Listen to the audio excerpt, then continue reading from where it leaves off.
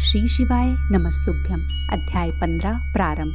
तदंतर नारद जी के पूछने पर ब्रह्मा जी बोले, मुनि, हमें पूर्वोक्त आदेश देकर जब महादेव जी अंतर्धान हो गए तब मैं उनकी आज्ञा का पालन करने के लिए ध्यान मग्न हो कर्तव्य का विचार करने लगा। उस समय भगवान शंकर को नमस्कार करके श्री हरि से ज्ञान पाकर परमानंद को प्राप्त हो मैंने सृष्टि करने की ही निश्चय किया। तात भगवान विष्णु भी वहाँ सदाशिव को प्रणाम करके मुझे आवश्यक उपदेश दे तत्काल अदृश्य हो गए। वे ब्रह्मांड से बाहर जाकर भगवान शिव की कृपा प्राप्त करके वैकुंठ धाम में जा पहुँचे और सदा वहीं रहने लगे।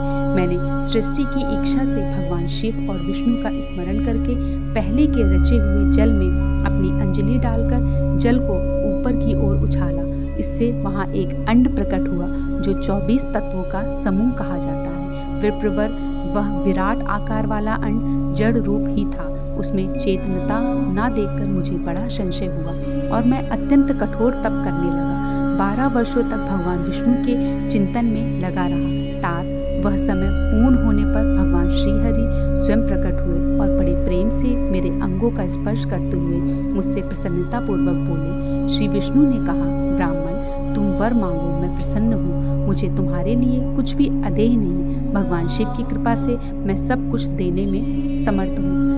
ब्रह्मा बोले, अर्थात मैंने कहा, महाभाग, आपने जो मुझ पर कृपा की है वह सर्वथा उचित ही है, क्योंकि भगवान शंकर ने मुझे आपके हाथों में सौंप दिया है। विष्णु, आपको नमस्कार है। आज मैं आपसे जो कुछ मांगता हूँ उसे दीजिए।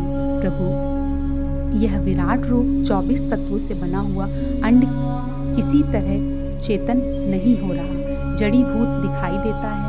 हरे, इस समय भगवान शिव की कृपा से आप यहाँ प्रकट हुए हैं, अतः शंकर की सृष्टि शक्ति या विभूति से प्राप्त हुए इस अंड में चेतना लाइए। मेरा ऐसा कहने पर शिव की आज्ञा में तत्पर रहने वाले महाविष्णु ने अनंत रूप का आश्रय ले उस अंड में प्रवेश किया। उस समय उन परम पुरुष के सहस्त्र मस्तक, सहस्त्रों नेत्र और सहस्त्रों पैर थे। उन्होंने भूमि को सब ओर से घेर कर उस अंड को व्याप्त कर लिया। मेरे द्वारा भली भांति स्तुति की जाने पर जब श्री विष्णु ने उस अंड में प्रवेश किया तब वह 24 तत्वों का विकार रूप अंड सचेतन हो गया। पाताल से लेकर सत्यलोक तक की अवधि वाले उस अंड के रूप में वहाँ साक्षात श्री हरि ही विराजमान लगे। उस विराट अंड में व्यापक होने पर से ही वे प्रभु वैराज पुरुष कहलाए।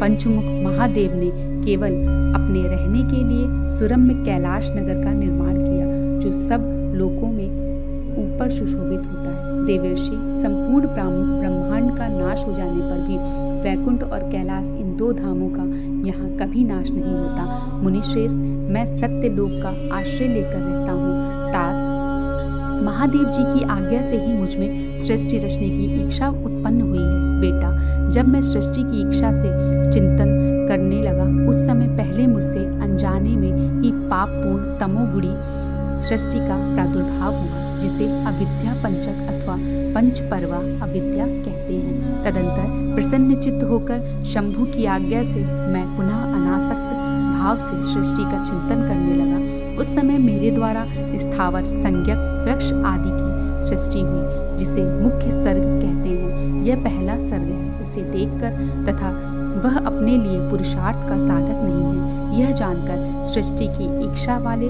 मुझ ब्रह्मा से दूसरे सर्ग प्रकट हुआ, जो दुख से भरा हुआ था। उसका नाम था त्रियक स्त्रोता। वह सर्ग भी पुरुषार्थ का साधक नहीं था, उसे भी पुरुषार्थ साधन की शक्ति से रहित जान जब मैं पुनः सृष्टि का चिंतन करने लगा तब मुझसे शीघ्र ही तीसरे सात्विक सर्ग का प्रादुर्भाव हुआ, जिसे उधर्व स्त्रोता कहते हैं। यह देव सर्ग के नाम से विख्यात हुआ।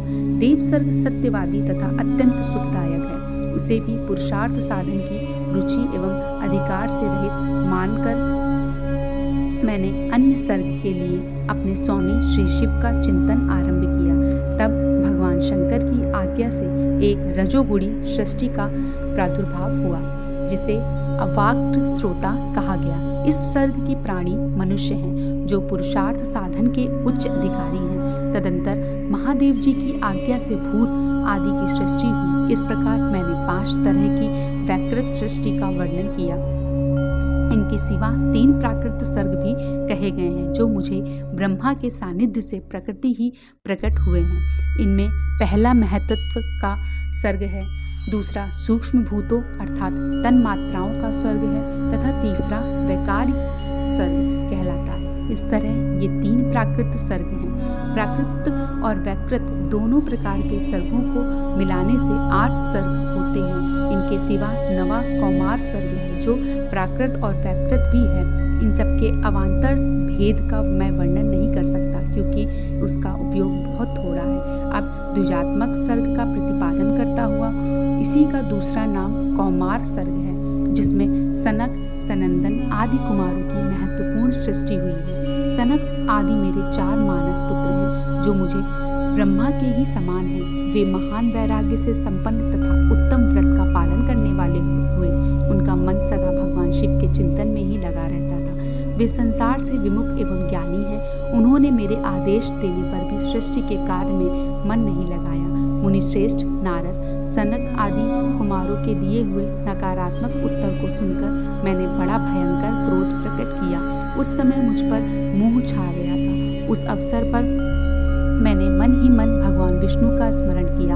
वे शीघ्र ही आ गए और उन्होंने समझाते हुए मुझे कहा, तुम भगवान शिव की प्रसन्नता के लिए तपस्या करो। मुनिश्रेष्ठ श्री हरि ने जब मुझे ऐसी शिक्षा दी तब मैं महाघोर एवं उत्कृष्ट तप करने लगा। सृष्टि के लिए तपस्या करते हुए मेरी दोनों भौं और नासिक के मध्य भाग से जो उनका अपना ही आविमुक्त नामक स्थान है, महेश्वरी की 3 मूर्तियों में से अन्यतम पूर्णाश सर्वेश्वर एवं दया सागर भगवान शिव अर्धनारीश्वर रूप में प्रकट हुए जो जन्म से रहित तेज की राशि सर्वज्ञ तथा सर्वश्रेष्ठता और उन नील लोहित नामधारी साक्षात उमा वल्लभ शंकर को सामने देखकर बड़ी भक्ति से मस्तक झुकाकर उनकी स्तुति करने लगे। देवेश्वर से बोला, प्रभु आप भांति भांति के जीवों की सृष्टि कीजिए। मेरी यह बात सुनकर उन देवादिदेव महेश्वर रुद्र ने अपने ही समान बहुत से रुद्रगणों की सृष्टि की। तब मैं अपने स्वामी महेश्वर महारुद्र से फिर कहा, देव आप ऐसे जीवों की सृष्टि कीजिए जो जन्म और मृत्यु के भय से युक्त हों। मुनिश्रेष्ठ मेरा ऐसी बात सुनकर करुणा सागर महादेव जी हंस पड़े और तत्काल इस प्रकार बोले। महादेव जी ने कहा, विधाता मैं जन्म और मृत्यु के भय से युक्त अशोभन जीवों की सृष्टि नहीं करूंगा क्योंकि वे कर्मों के अधीन हो दुख के समुद्र में डूबे रहेंगे। मैं तो दुख के सागर में डूबे हुए उन जीवों का उद्धार मात्र करूंगा। गुरु का स्वरूप धारण करके उत्तम ज्ञान प्रदान कर उन सबको संसार सागर से पार करूंगा। प्रजापते दुख में डूबे हुए सारे जीव की सृष्टि तो तुम ही करो। मेरी आज्ञा से इस कार्य में प्रवृत्त होने के कारण तुम्हें माया नहीं बांध सकेगी। मुझसे ऐसा कहकर श्रीमान भगवान नील लोहित महादेव मेरे देखते देखते अपने पार्षदों के साथ वहां से तत्काल तिरोहित हो गए। अध्याय 15 समाप्त। श्री शिवाय नमस्तुभ्यम।